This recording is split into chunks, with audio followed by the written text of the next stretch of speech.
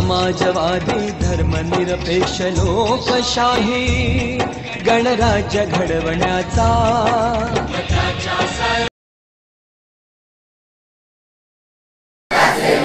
भारताचे एक सार्वभौम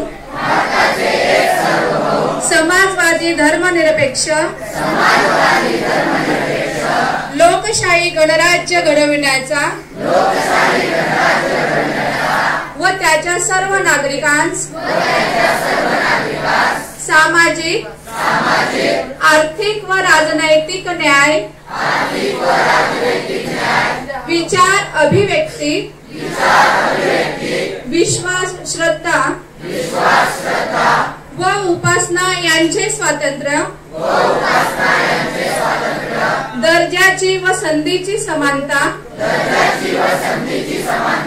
निश्चितपणे प्राप्त करून देण्याचा आणि त्या सर्वांमध्ये व्यक्तीची प्रतिष्ठा व राष्ट्राची एकता आणि एकात्मता यांचे आश्वासन देणारी बंधुता प्रवर्धित करण्याचा संकल्पपूर्वक निर्धार करून आमच्या संविधान सभेत आज दिनांक 26 नोव्हेंबर 1949 रोजी याद्वारे हे संविधान अंगीकृत आणि अभिनियमित करून स्वतः प्रत अर्पण करीत आहोत। जय हिंद। स्वतंत्र भारताचा राज्यकारभार ब्रिटिशांनी तयार केलेल्या कायद्यानुसार चालणार नाही, तर तो भारतीयांनी तयार केलेल्या कायद्यानुसार चालेल असं चळवळीच्या नेत्यांचा या ठिकाणी आग्रह होता आणि त्यामुळे समिती स्थापन करण्यात आली। तुम्ही त्यामध्ये शिकलेला आहातच। मग या समिती स्थापन करण्यानंतर या समितीला सुरुवातीला संविधान सभा म्हणून ओळखलं जायचं। आपला देश सर्वांना माहिती 15 ऑगस्ट 1947 रोजी स्वातंत्र्य झालं, पण त्याआधी इंग्रज राज्य या ठिकाणी चालू होतं। ब्रिटिशांच्या अधिपत्यात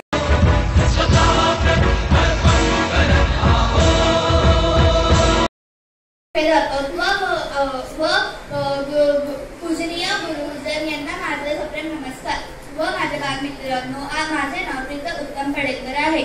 आज 26 नोव्हेंबर आज मसुदा समिती व संविधान सभेने आज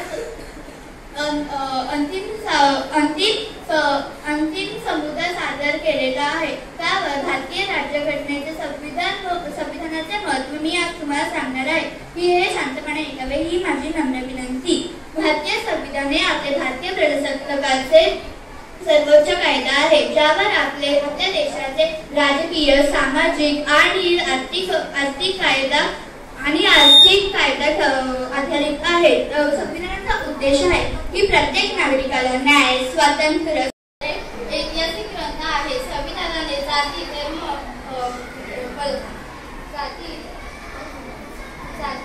धर्मांना एकत्र गुंतले आहे। संविधानामुळेच आपला देश चालतो। स्वातंत्र्य, समता, बंधुता या मूल्यांची जोपासना संविधानानेच केलेली आहे।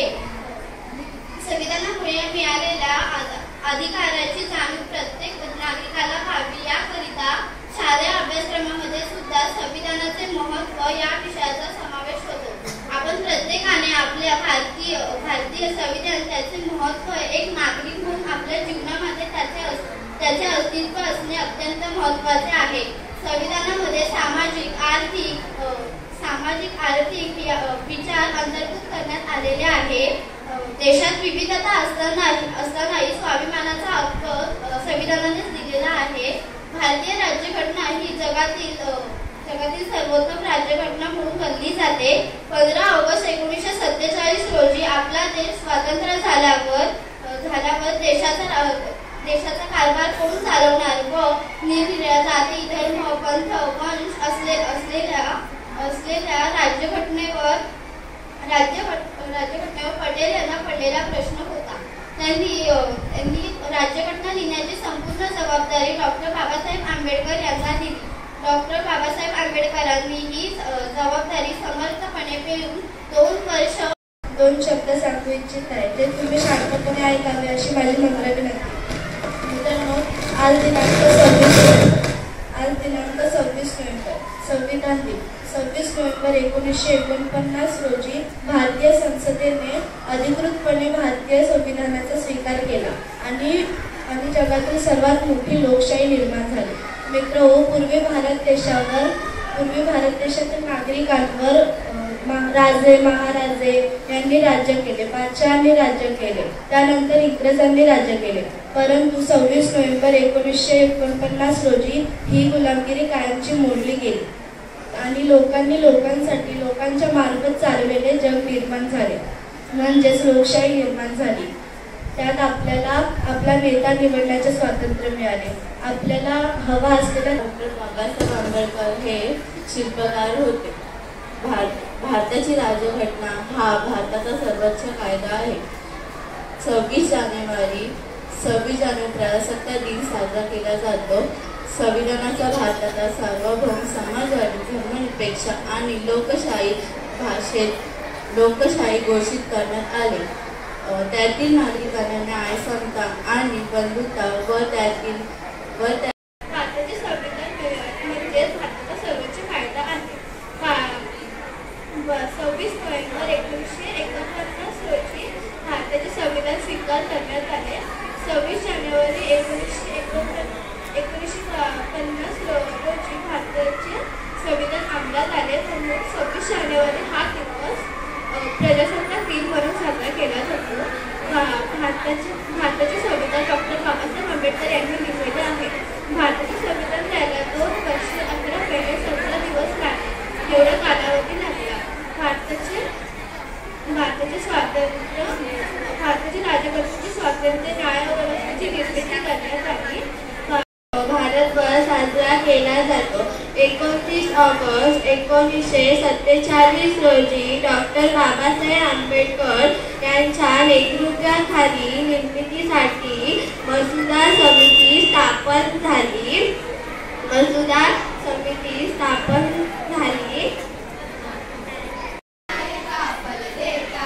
स्वतंत्रता को बल देता है, समता न्याय का फल देता है, जिसकी बदौलत भारत देश को मिला यहाँ सम्मान है. भारत का संविधान है, भारत का संविधान है, भारत का संविधान है, भारत का संविधान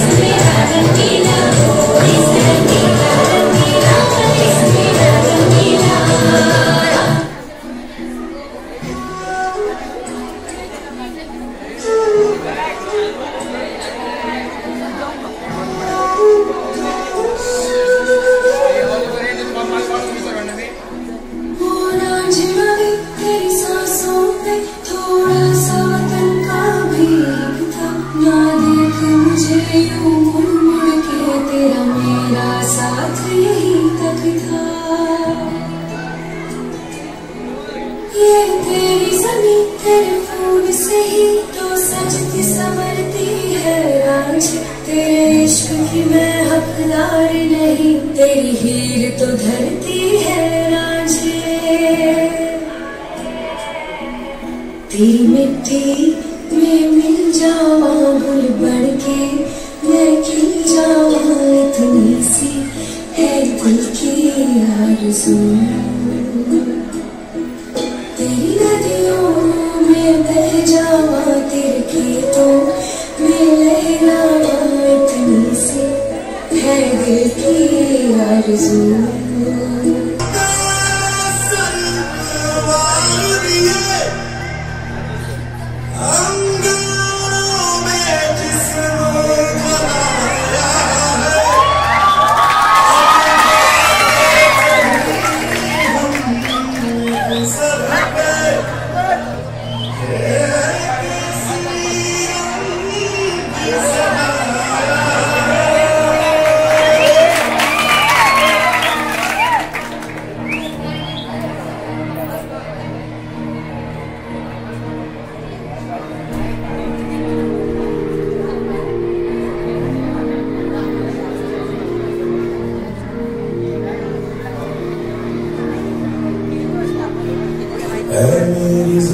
अफसोस नहीं जो तेरे लिए सा दर्द से महफूज रहे, तेरी याद सदा सब